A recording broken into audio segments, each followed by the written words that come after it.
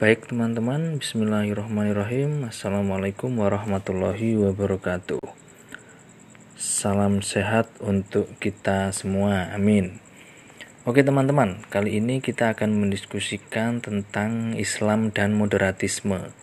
Karena kita berada di kelas Islam dan ilmu sosial humaniora, maka konsep moderatisme itu nanti harus bisa dimaknai sebagai konsep moderasi sosio-religius kita dalam kehidupan kita sehari-hari.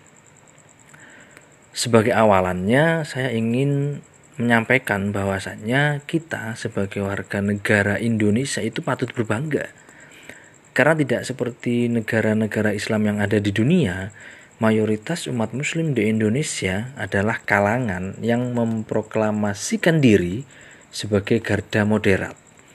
Namun, belakangan ini hadir nuansa apatis yang sedang berupaya menggerus sistem nilai yang sudah mapan di tengah masyarakat kita. Nah, ajaran-ajaran agama itu kerap kali dipertentangan dengan kebijakan-kebijakan negara. Demokrasi yang merupakan perwujudan kesepakatan politik manusia itu dibenturkan dengan kekuasaan Tuhan yang absolut. Ini kan tidak ideal. Jika kita sadari, fenomena ini adalah salah satu bentuk kegelisahan teologis yang memantik banyak peristiwa di bumi Ibu Pertiwi akhir-akhir ini. Hingga muncul suara-suara sumbang ya kan untuk menjadikan Islam sebagai ideologi negara misalnya. Kemudian ada bentangan bendera hitam putih atau bahkan pekikan takbir di jalanan yang tidak diimbangi dengan sikap kerendahan hati. Nah, tantangan terbesar para pemikir di dunia saat ini, khususnya teman-teman di Indonesia untuk Indonesia masa depan adalah mendamaikan apa yang disebut dengan ekstrim kanan atau fundamental dengan ekstrim kiri atau liberal sekuler. Nah, Indonesia sebagai negara kesatuan yang di dalamnya terdiri dari berbagai macam agama, suku, etnis, bahasa, dan budaya itu tentu tidak boleh memilih salah satu dari kedua hal tersebut. Nah, pada titik ini kita harus memiliki sikap moderat agar tidak fundamental dan juga tidak liberal sekuler. Nah, teman-teman harus memiliki cara berpikir dan bernarasi sendiri agar tidak terjebak dalam sekat ruang-ruang sosial. Di sini, istilah moderasi sosio-religius dapat dimaknai sebagai integrasi ajaran inti agama dengan keadaan masyarakat multikultural di Indonesia.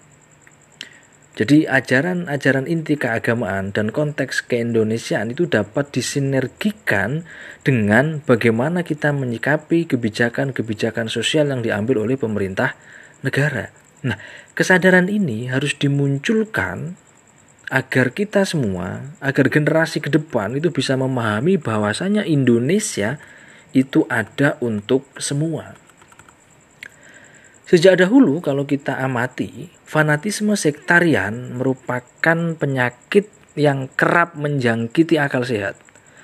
Sehingga akhirnya kehidupan manusia terkotakkan ke dalam gerakan-gerakan yang eksklusif. Tandanya satu gerakan itu eksklusif adalah ia akan merasa paling benar sendiri.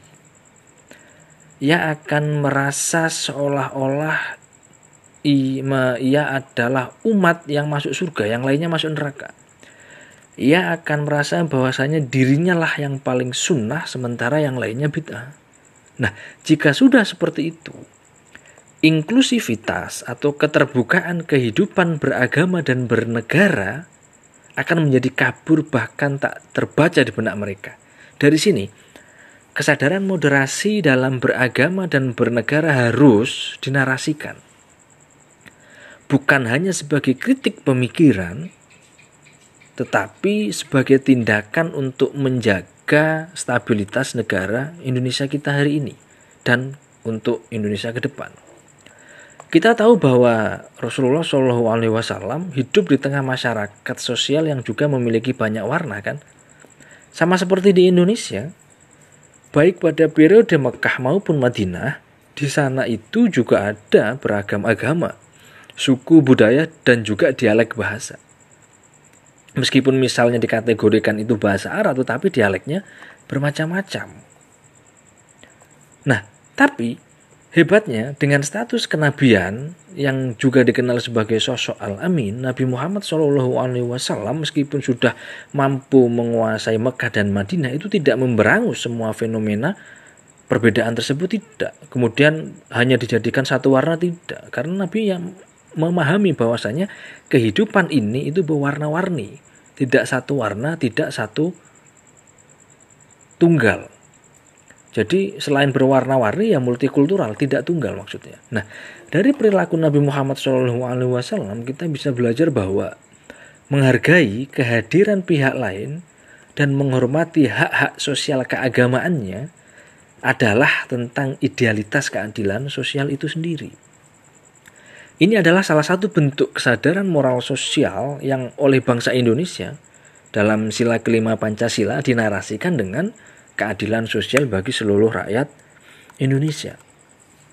Jadi, istilah moderasi sosio-religius merupakan sebentuk terjemahan dari konsep theo-antroposentrik integralistik. Artinya, yang kita tumbuh kembangkan itu bukan hanya tentang nilai dalam ajaran-ajaran keagamaan, tidak. Melainkan juga sekaligus tentang kepekaan sosial kita dalam kehidupan bernegara. Hubungan antara agama dan negara memang idealnya diposisikan saling berdampingan, beriringan, saling melengkapi. Bukan saling berhadap-hadapan terus kemudian saling membatasi, tidak. Sebab kita harus paham bahwasannya agama itu tidak sedang berupaya merebut otoritas negara. Sebaliknya pun demikian, negara juga tidak sedang membatasi kehidupan beragama warganya. Pada titik ini, kesadaran moderasi sosio-religius dalam beragama dan bernegara dapat kita jadikan perspektif bersama untuk menegaskan bahwa pemberlakuan etika sosial adalah basis keberlangsungan kehidupan masyarakat multikultural.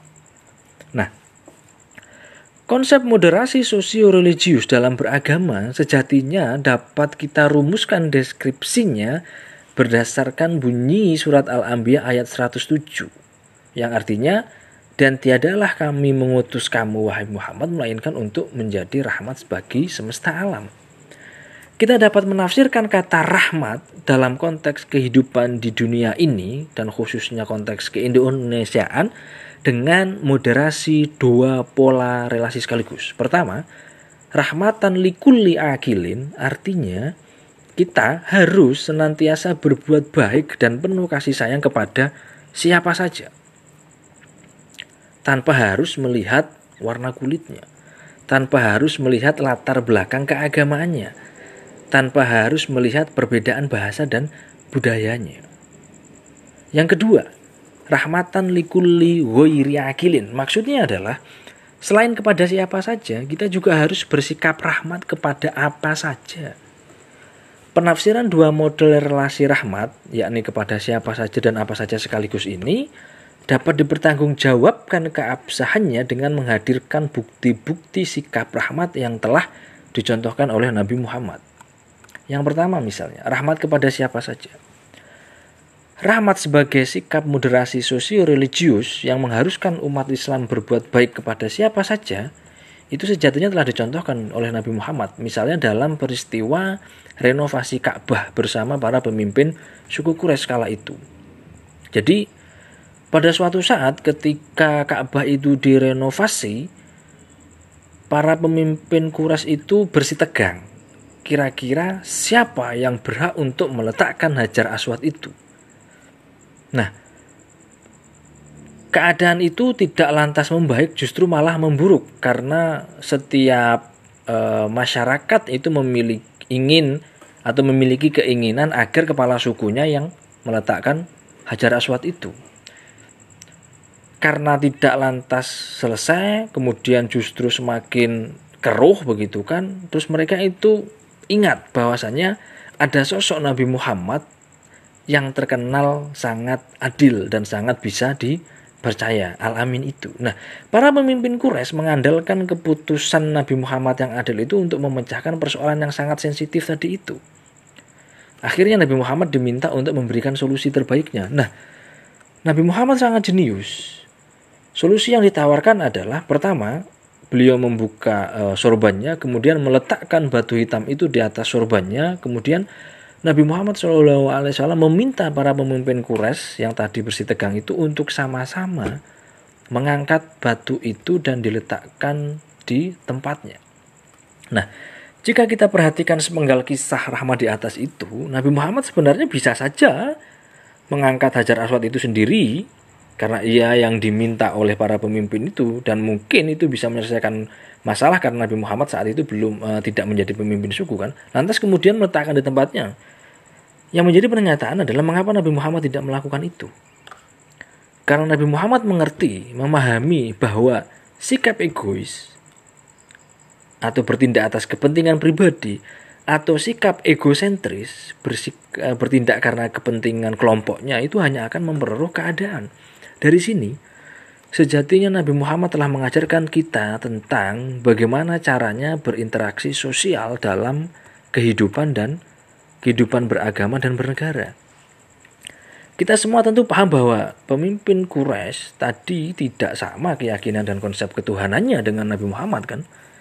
Peristiwa ini itu bisa menyadarkan kita bahwa rahmat itu harus ditebar kepada siapa saja. Perbedaan keyakinan, etnis, suku, budaya, dan bahasa itu tidak boleh menjadi sekat kita untuk tetap menebar dan menabur rahmat di mana saja. Yang kedua, rahmat kepada siapa saja misalnya. Karena ini nanti berelasi kepada rahmat kepada siapa saja. Apakah cukup bagi kita untuk menebarkan rahmat kepada siapa saja? Tentu jawabannya masih belum cukup. Karena kita hidup tidak hanya dengan manusia kan, tetapi juga dengan lingkungan di sekitar kita. Di mana lingkungan sekitar kita itu juga mempengaruhi sikap kemanusiaan kita. Oleh sebab itu, pemahaman terhadap kalimat rahmatan lil alamin harus juga sampai kepada apa saja yang berada di lingkungan kehidupan kita. Hal tersebut misalnya bisa kita baca dari bagaimana Nabi Muhammad SAW memberikan satu instruksi bahwasannya jangankan dalam keadaan damai, dalam keadaan perang sekalipun umat Islam itu dilarang untuk merusak rumah-rumah ibadah kendati rumah-rumah ibadah tersebut memiliki atau milik umat non-muslim maksudnya. Bahkan juga menebang pohon sembarangan atau merusak sarana umum yang tidak diperkenankan. Nah, apa yang diinstruksikan oleh Nabi Muhammad tersebut, kalau kita kontekskan ke hari ini, kita melihat bahwasanya fenomena-fenomena pembakaran rumah-rumah ibadah itu adalah bukti kegagalan yang melakukan dalam memahami sisi rahmatan lil alamin itu. Pertama, ia tidak melakukan rahmat kepada siapa saja. Yang kedua, ia tidak melakukan rahmat kepada apa saja. Tindakannya itu mencederai dua konsep rahmat sekaligus. Nah, ajaran berbuat rahmat kepada lingkungan ini itu juga bisa kita temukan dalam instruksi Khalifah Umar bin Abdul Aziz ketika ia melarang pasukannya agar tidak menghancurkan gereja dan rumah peribadatan lainnya. Umar bin Abdul Aziz itu menuliskan sebuah surat kepada pasukan perangnya yang berbunyi, "Janganlah kalian semua menghancurkan rumah peribadatan Bai'ah umat Yahudi. Jangan menghancurkan gereja umat Nasrani, bahkan juga jangan menghancurkan Baitun Nar sebagai rumah peribadatan umat Majusi." Nah, dalam konteks Indonesia hari ini misalnya, dapatkah kita mengaktualisasikan konsep moderasi sosio-religius ke dalam realitas kontekstual di Indonesia saat ini? Tentu kita harus yakin jawabannya pasti bisa. Keanekaragaman masyarakat Arab pada saat itu tidak jauh berbeda dengan keanekaragaman yang ada di Indonesia pada saat ini. Bahkan Indonesia jauh lebih kaya keragaman agama, suku, budaya, dan bahasanya. Pertanyaannya, dapatkah kita meneladani akhlak sang Nabi misalnya ketika berinteraksi dengan umat-umat agama lain? Pasti bisa. Keanekaragaman dalam kehidupan manusia, sekali lagi, itu merupakan keabsahan kalam Tuhan. Karena apa? Karena itu kita bisa baca dalam surat Al-Hujurat ayat 13. Artinya yang teman-teman sudah tahu semua, bahwasanya manusia diciptakan dari seorang laki-laki dan perempuan, kemudian banyak berkembang menjadi bangsa-bangsa, bersuku-suku. Tujuannya untuk apa? Untuk saling mengenal. Ya kan? Perbedaannya adalah ketakwaan. Bukan ras, bukan agama, bukan budaya, bukan etnis, bukan bahasa, tapi ketakwaan. Nah, berita tentang keniscayaan keanekaragaman dalam ayat tersebut justru sangat sesuai dengan kondisi sosiokultur di Indonesia saat ini loh. Berbagai macam agama, etnis, suku, budaya, dan bahasa berada di bawah kesatuan bumi persada Nusantara Republik Indonesia. Tugas kita ke depan adalah menjaga bangsa ini agar tetap utuh dan bertahan dari segenap upaya-upaya separatisme. Sehingga generasi bangsa ini ke depan, teman-teman, ya kan, besok kalau punya anak cucu itu mampu atau memiliki cita-cita untuk mewujudkan baldatun toyebatun warofun gofur. Barangkali bisa kita istilahkan seperti itu. Nah, dalam upaya kontekstualisasi konsep moderasi sosio-religius di Indonesia, ya kan, kita bisa belajar dari peristiwa renovasi Ka'bah dan peletakan Hajar Aswad tadi. Bahwa kita sebagai umat Islam di Indonesia itu harus bersama-sama dengan umat beragama yang lainnya untuk membangun peradaban baru menuju Indonesia yang berdaulat, adil dan makmur. Dalam cita-cita pemerintah itu menuju Indonesia Emas 2045. Dan berdasarkan bunyi ayat Al-Hujurat ayat 13 tadi itu, surat Al-Hujurat ayat 13 tadi itu, kita bisa menegaskan bahwa perbedaan keyakinan harus dijadikan sebagai semangat keanekaragaman untuk bisa saling memahami dan saling mengenal satu sama lain. Sekali lagi, dalam konteks Indonesia saat ini, jihad yang kita butuhkan bukanlah jihad mengangkat senjata, apalagi sampai perang saudara, tidak. Tetapi jihad untuk mengendalikan diri sekaligus mendorong terciptanya sebuah sistem sosial yang bermartabat, berkeadilan, dan dapat mensejahterakan masyarakat gitu loh.